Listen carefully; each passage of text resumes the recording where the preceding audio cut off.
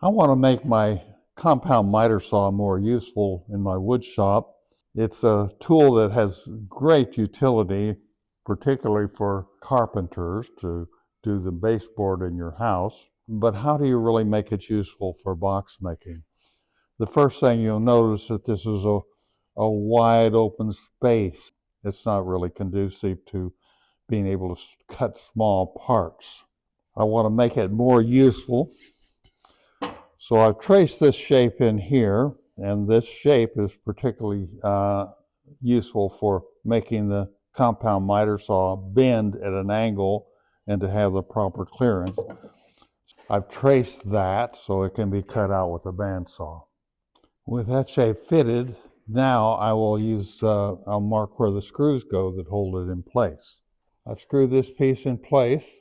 It's rigid. I'll make a cut and place the second piece in place like so. I'll use screws to attach it. Now with that piece attached, I can make the next cut. Now every time I can measure from that point to that point, and if I need to, I can close that space slightly and cut again.